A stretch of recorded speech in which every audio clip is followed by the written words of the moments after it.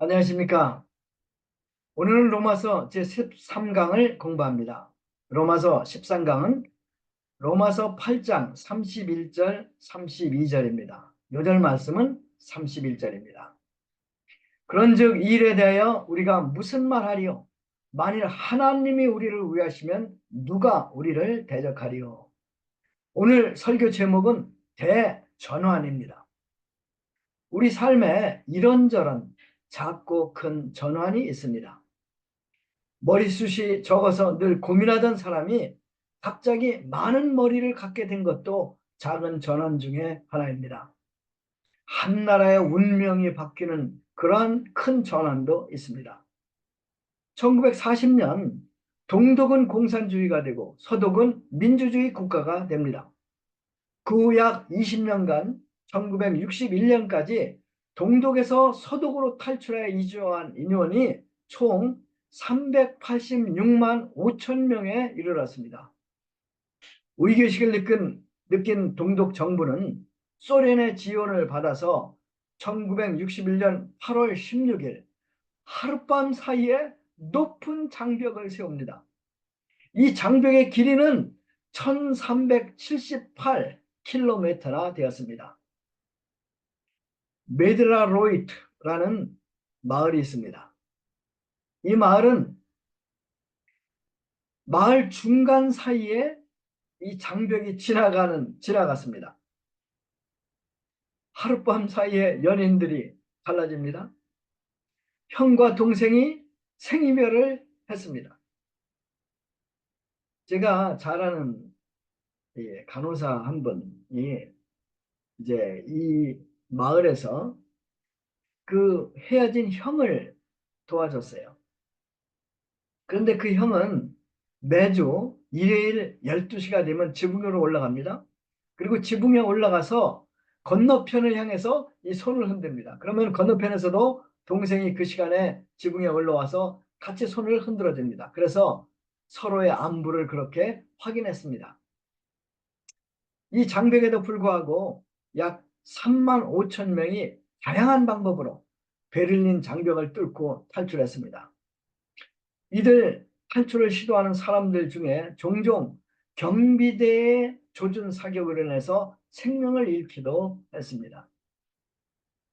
이 베를린 장벽, 분단된 독일의 상징이었고 민족의 아픔이었습니다.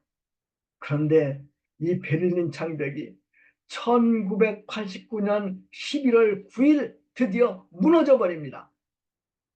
30년 동안 동독 사람들을 가두었던 철의 장막이 드디어 무너진 것입니다. 서로 원수처럼 여기던 동독과 서독이 통일되어서 결국 한 나라가 되었습니다.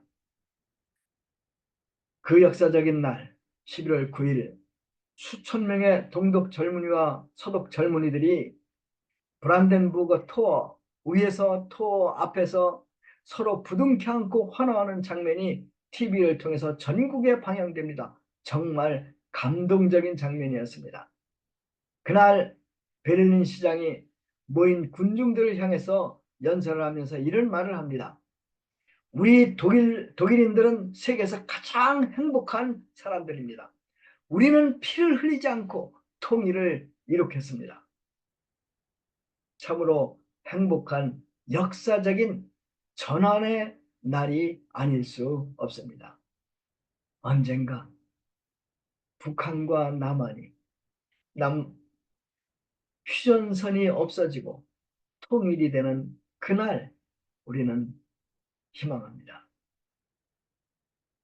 오늘 설교 요절은 이제 한 민족의 역사를 바꾼 전환이 아니라 인류 역사를 바꾼 대전환을 선포하는 말씀입니다.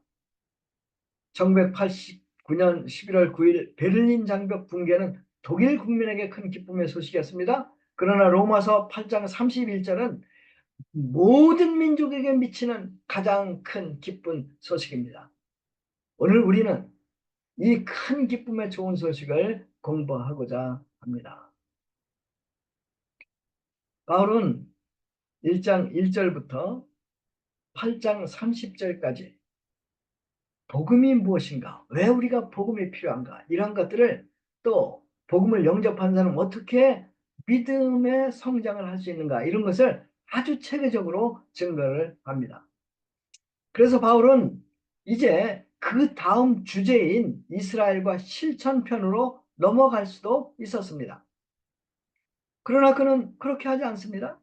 아니, 그렇게 할 수 없었습니다. 왜 그랬을까요? 그것은 지금 바울의 가슴은 터질 것 같은 흥분으로 가득 차 있었기 때문입니다. 바울은 지금 뭔가 빨리 말하지 않으면 그의 심장이 터질 것 같은 그런 심정이었을 것입니다. 이 심장이 터질 것 같은 그 소식이 무엇이었을까요? 그것은 31절 우리가 읽은 요절 말씀입니다. 이 소식은 바로 하나님이 우리를 위하신다는 것입니다. 이것이 인류 역사의 흐름을 바꾸는 대전환의 선포입니다. 1파트 대전환 31절 제가 다시 읽겠습니다. 그런즉 이 일에 대하여 우리가 무슨 말하리요? 만일 하나님이 우리를 위하시면 누가 우리를 대적하리요? 바울은 온 세상 만민이 듣도록 큰 소리로 하나님이 우리를 위하신다, 하나님은 우리 편이시다 라고 지금 선포하고 있는 것입니다. 여러분, 복음을 한마디로 한번 요약해 보세요. 복음을 한 문장으로 요약한다면 그 말은 하나님은 우리를 위하신다는 것입니다. 그리스도께서 우리를 위해 하신 일을 한마디로 표현한다면 그것은 바로 이제 하나님은 우리와 화해하고 100% 우리 편이 되셨다는 것일 것입니다. 여러분, 바울이 로마서를 어떻게 시작하였는지 기억하십니까? 바울은 로마인들에게 보낸 편지에서 1절에서 7절, 17절까지 이제 프롤로, 이 서원이에요. 서원을 끝내고 본문에 들어가서 본문을 이런 말로 시작을 합니다. 그것이 로마서 1장 18절이죠. 하나님의 진노가 불의로 진리를 막는 사람들의 모든 경건하지 않음과 불의에 대하여 하늘로부터 나타나나니. 본문 시작이 하나님의 진노입니다. 하나님의 진노가 불의로 진리를 막고 경건치 않은 사람들의 머리 위로 쏟아지고 있다고 바울은 말하며 그의 이 로마서 본문을 시작합니다. 그리고는 1장 19절부터 3장 20절까지 방대한 분량으로 인간들의 불경건과 불의를 자세히 언급해서 모든 사람들의 입을 틀어막습니다. 그렇습니다. 모든 사람들은 죄인입니다. 죄인으로 하나님의 영광을 잃어버렸습니다. 그리고 하나님의 진노를 머리 위에 쌓고 있습니다. 하나님과 원수가 된 것입니다. 그런데 바울은 이제 하나님은 우리를 위하신다 라고 외치고 있는 것입니다. 1장에서 우리는 하나님과 원수였죠. 그런데 이제 하나님의 친구가 되었습니다. 1장에서 하나님은 우리의 심판장이셨습니다.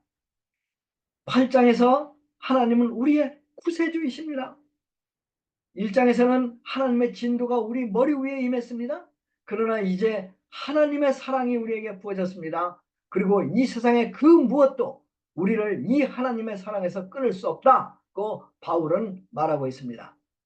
1장 내용과 8장 내용은 완전히 정반대죠. 하나님이 우리 편이시고 우리를 사랑하시고 우리를 위하시는 분이십니다. 여러분, 여기에 우리가 무엇을 더 말할 수 있겠습니까? 바울이 말합니다. 이제 무슨 말이 더 하겠습니까? 라고 말하고 있어요. 그렇습니다. 하나님이 우리 편이고 우리를 위하시면 다 끝난 것입니다. 이 파트, 우리 인생에서 가장 중요하고 결정적인 질문. 우리가 살면서 답해야 할 여러 질문들이 있죠. 그 중에서 가장 중요하고 결정적인 질문이 무엇이라고 생각하십니까? 제 생각은 우리 이 삶에서 가장 중요하고 결정적인 질문은 하나님께서 내 편이신가? 아니면 하나님께서 나의 대적이신가? 라고 생각됩니다. 왜 그럴까요? 그것은 만약 하나님이 당신을 대적한다면 당신 인생은 종친 인생입니다. 당신이 무엇을 얻고 무엇을 하든지 당신 인생은 실패한 인생입니다.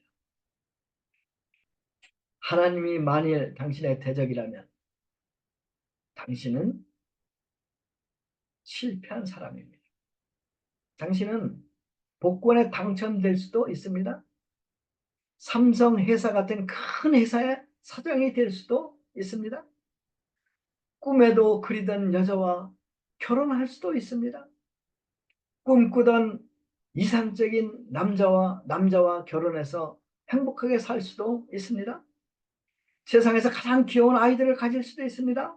세계적인 스타가 되어서 대중의 스포트라이트를 받을 수도 있습니다. 그러나 하나님이 당신의 대적이면 당신은 영원한 실패자입니다.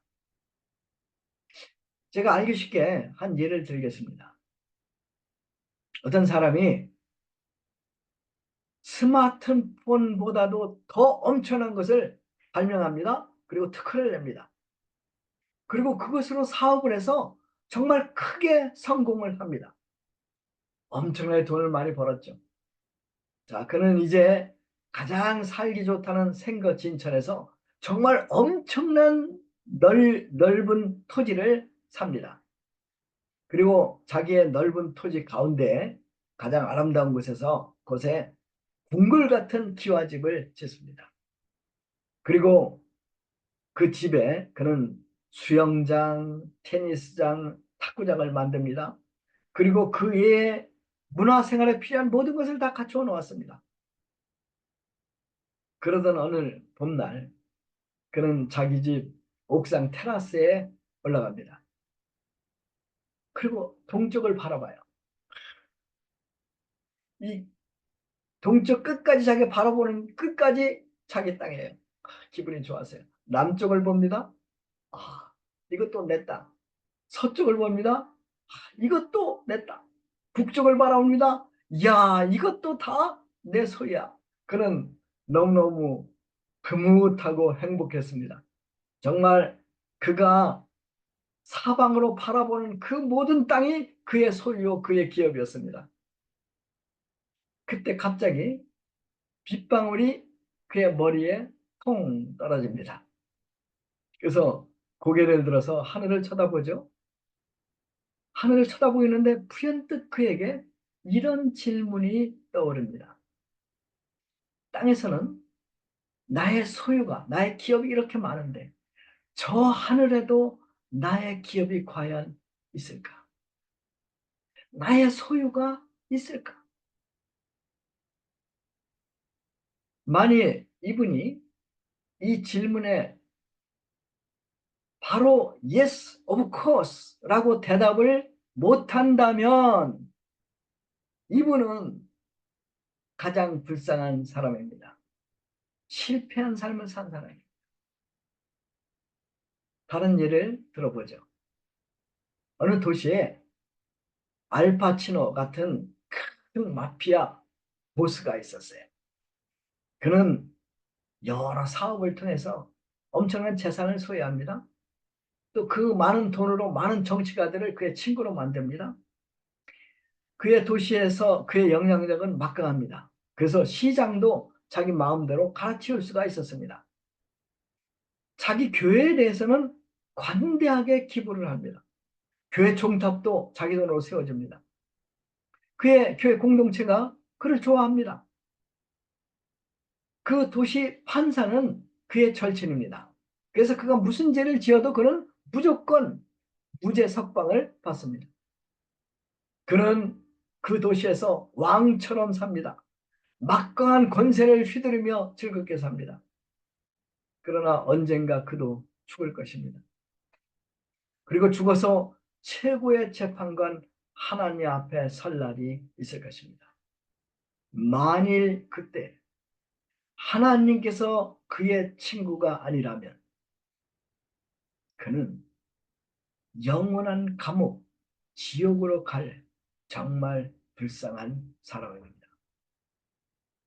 그러므로 우리 삶의 가장 중요한 질문, 그것은 하나님이 내 편이신가? 아니면 하나님의 나의 대적이신가? 하는 것입니다. 언젠가 우리 역시 주머니 없는 수위를 입고 이 세상을 떠나 하나님 앞에 설 날이 반드시 올 것입니다. 그때 만일 하나님께서 우리에게서 고개를 돌리신다면, 하나님이 우리 친구가 아니라면 우리는 100% 실패한 삶을 산 것입니다. 독일에 여러 신문들이 있는데 그 중에서 아주 유명한 신문 중에 하나가 프랑크푸르터 알게마인의 차이퉁이에요.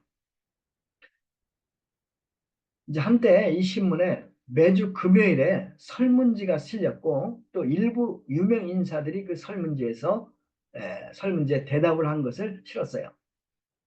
그런데 설문지 질문 중에 하나가 이런 질문이었습니다. 당신에게 가장 큰 불행이 무엇입니까? 이 질문에 한 유명인이 이런 대답을 했어요. 나에게 가장 큰 불행은 사후 세계가 있는 것입니다.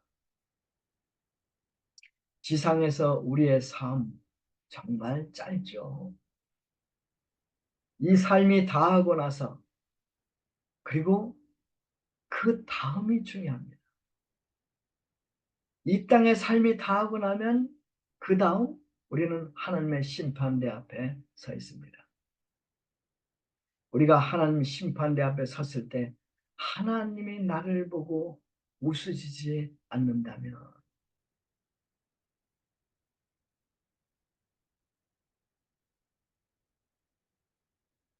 그러나 하나님이 내 편이시면 모든 것이 달라져요. 온 세상을 창조하신 전능하신 분이 내 편이시면 나를 대적할 자는 아무도 없습니다. 모든 생명체를 창조하시고 예수님을 죽은 자 가운데 일으키신 하나님이 나를 위하시면 나도 주님처럼 부활하여 영원히 살 수 있습니다. 우주를 창조하신 하나님이 나를 사랑하시고 나를 절대적으로 가치 있는 사람으로 여기신다면 나는 우주에서 참 존귀한 사람입니다. 나를 사랑하시고 존귀히 여기시는 하나님께서 당연하게 모든 것이 합력하여 나의 유익이 되게 하실 것입니다. 바울은 외칩니다. 하나님은 여러분들을 사랑하십니다. 하나님은 절대적으로 여러분들 편이십니다. 무슨 다른 말이 더 필요합니까? 그러면 이런 질문이 생기죠. 그러면 1장에서는 진노의 하나님이셨는데 이 8장에서 이 진노의 하나님이 어떻게 이제 우리 편, 우리를 위하시는 분이 되셨을까요? 그 답이 32절에 있습니다. 네. 세 번째 파트죠. 하나님이 자기 아들을 우리를 위해 주셨기 때문입니다. 32절 제가 읽겠습니다. 자기 아들을 아끼지 아니하시고 우리 모든 사람을 위하여 내어주신 이가 어찌 그 아들과 함께 모든 것을 우리에게 주시지 아니하겠느냐. 다시 읽겠습니다. 자기 아들을 아끼지 아니하시고 우리 모든 사람을 위하여 내어주신 이가 어찌 그 아들과 함께 모든 것을 우리에게 주시지 아니하겠느냐. 그렇습니다.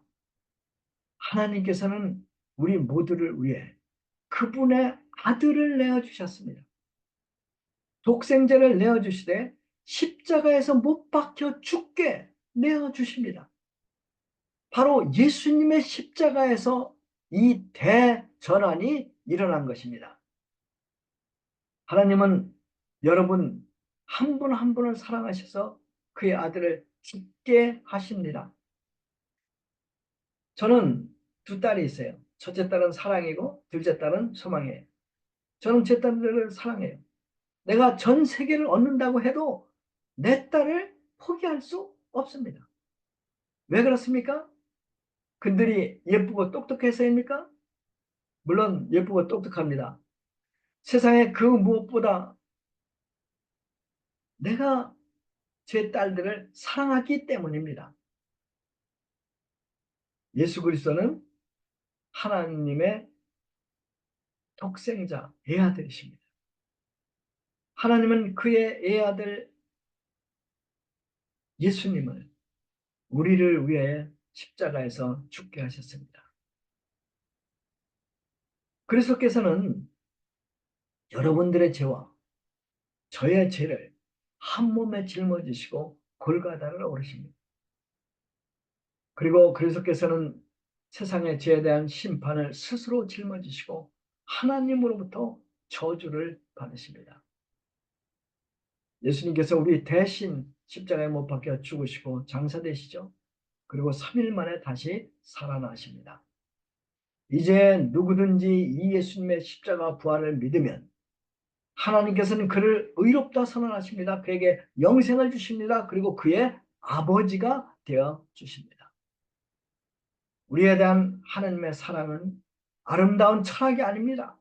그리스도인들이 지어낸 주장도 아닙니다. 우리에 대한 하나님의 사랑에는 이름이 있습니다. 그 이름은 예수 그리스도입니다. 하나님의 사랑은 손과 발이 있습니다. 그 손과 발은 곧 우리를 위해 십자가에 못 박히신 예수 그리스도의 손과 발입니다. 십자가 위에서 아들은 하나님께 부르짖습니다. 나의 하나님, 나의 하나님, 어찌하여 나를 버리셨나이까? 하나님은 침묵하시죠. 예수님은 고통 중에 죽으셔야 했죠. 바울은 말하죠. 자기 아들도 아끼지 않으셨는데 어찌 우리에게 모든 것을 주시지 않을 수 있겠느냐. 십자가에 못 박힌 예수님, 이 예수님이 하나님께서 우리를 사랑하신다는 증거입니다. 예수님의 십자가는 하나님께서 어찌하든지 우리 죄를 용서하시고 우리와 연합하시려는 의지를 보여줍니다. 예수님을 우리 대신 희생하신 하나님은 절대적으로 우리 편이십니다. 여러분, 이것을 믿으십시오. 그리고 이 믿음으로 매일 살아가십시오. 기도하겠습니다. 하나님 아버지, 감사합니다. 저희들을 위해서 독생자 예수님을 십자가에 죽게 하시고 이 예수님을 3일 만에 부활시키신 하나님 아버지, 감사합니다. 저희들이 이 예수님을 믿으면 하나님께서 저희들의 아버지가 되어주시고 100% 저희 편이 되시는 것을 저희들이 압니다. 저희들이 이 믿음으로 매일매일 감사하며 당당하게 살아갈 수 있도록 도와주십시오. 감사합니다. 예수님의 이름으로 기도했습니다. 아멘.